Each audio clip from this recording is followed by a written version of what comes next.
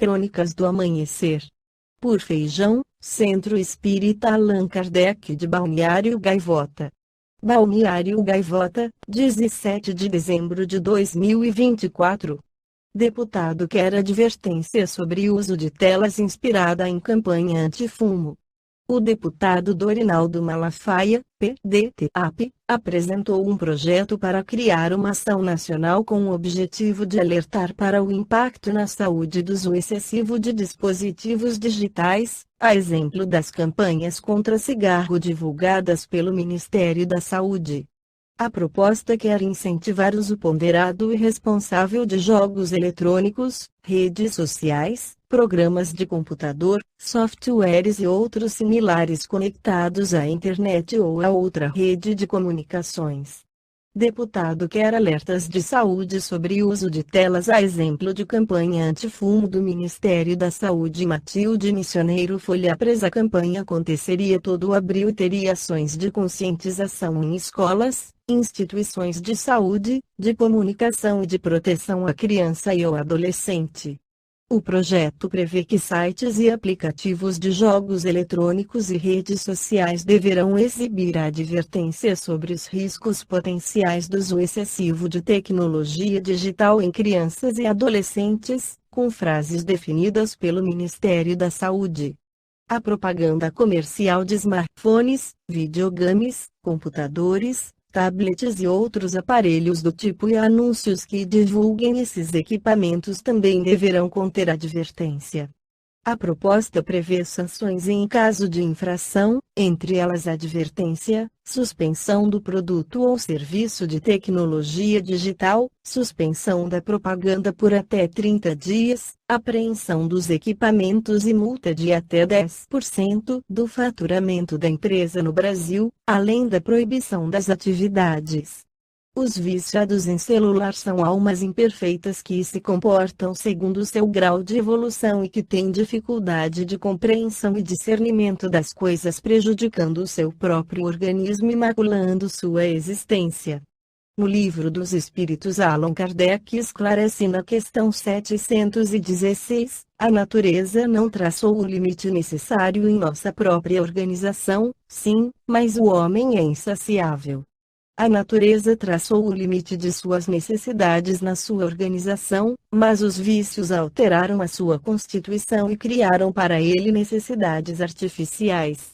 Certas pessoas são levadas a entregar-se ao uso de substâncias que proporcionam uma ilusória sensação de bem-estar, que se caracterizam pela necessidade compulsória da continuidade de sua utilização e outras vezes, do aumento progressivo das doses usadas, acreditando que resolverão suas angústias, ansiedades e depressões, prejudicando a saúde e o seu viver físico, mental, social e espiritual.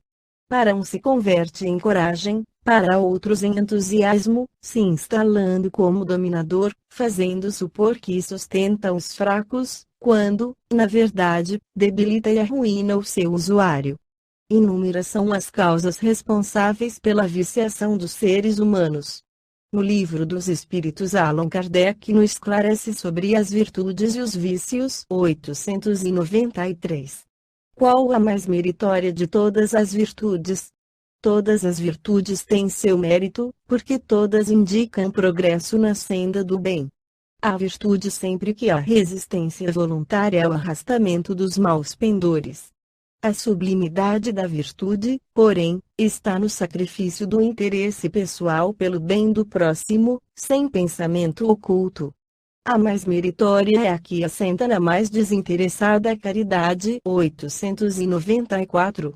Há pessoas que fazem o bem espontaneamente, sem que precisem vencer quaisquer sentimentos que lhes sejam opostos. Terão tanto mérito quanto as que se veem na contingência de lutar contra a natureza que lhes é própria e a vencem. Só não têm que lutar aqueles em quem já há progresso realizado. Esses lutaram outrora e triunfaram. Por isso é que os bons sentimentos nenhum esforço lhes custam e suas ações lhes parecem simplíssimas. O bem se lhes tornou um hábito.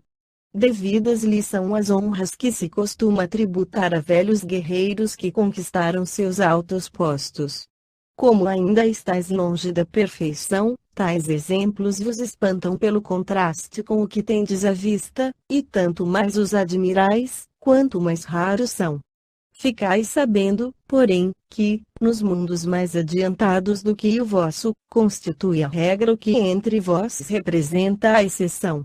Em todos os pontos desses mundos o sentimento do bem é espontâneo, porque somente espíritos bons os habitam. Lá, uma só intenção maligna seria monstruosa exceção. Eis porque neles os homens são ditosos. O mesmo se dará na Terra quando a humanidade se houver transformado, quando compreender e praticar a caridade na sua verdadeira acepção. 895. Postos de lado os defeitos e os vícios acerca dos quais ninguém se pode equivocar, qual o sinal mais característico da imperfeição? O interesse pessoal. Frequentemente, as qualidades morais são como, num objeto de cobre, a douradura que não resiste à pedra de toque. Pode um homem possuir qualidades reais, que levem o mundo a considerá-lo homem de bem. Mas essas qualidades, conquanto assinalem um progresso, nem sempre suportam certas provas, e às vezes basta que se fira a corda do interesse pessoal para que o fundo fique a descoberto. O verdadeiro desinteresse é coisa ainda tão rara na Terra que, quando se patenteia, todos admiram como se fora um fenômeno.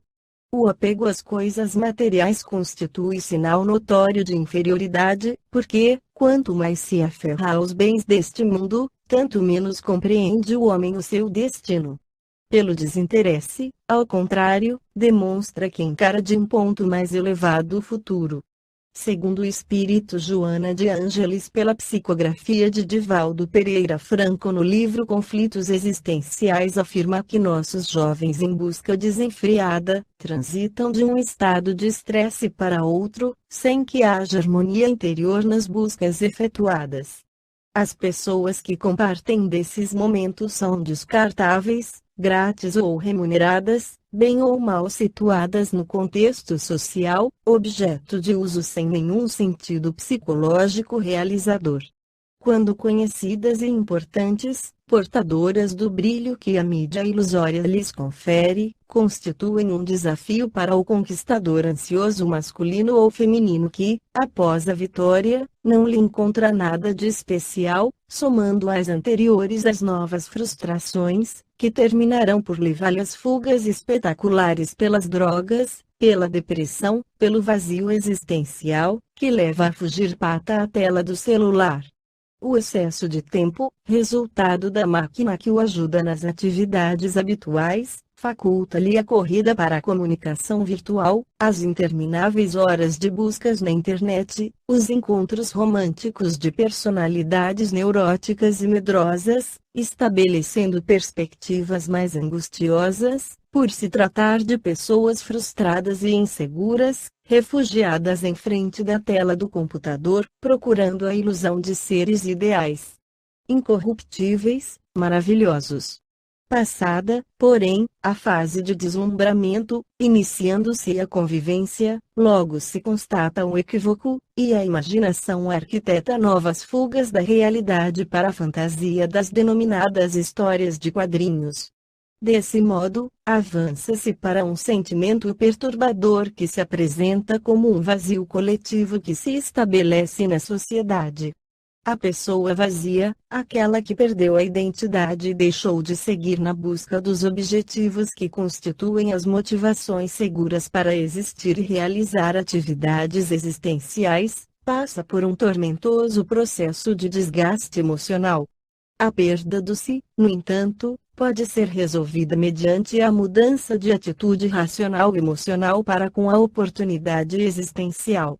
Eis porque a fé religiosa, o sentimento de humanidade, o respeito social, a vinculação idealista a qualquer expressão dignificadora do ser humano, tornam-se referências que se convertem em estímulos para não se perder o significado psicológico interior. Esta foi a crônica do amanhecer de 17 de dezembro de 2024. Por Alfredo Feijão Lopes.